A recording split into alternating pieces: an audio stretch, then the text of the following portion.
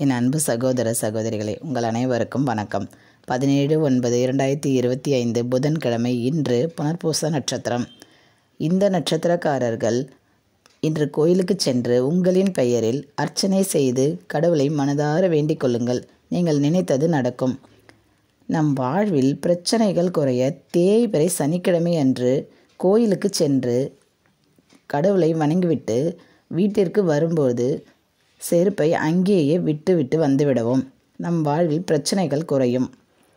இன்னொரு பரிகாரம், அதே தேய்பிறை சனிக்கிழமையில் காலையில் பச்சரிசி மாவில் வெல்லம் கலந்து கையில் எடுத்துக்கொண்டு சூரிய பகவானை வணங்கிவிட்டு அரச மரத்து பிள்ளையாருக்கு அந்த பச்சரிசி மாவை அவரை சுற்றி போடவும். போட்டுவிட்டு அவரை நன்றாக வணங்கிவிட்டு வீட்டுக்கு வந்துவிடுங்கள்.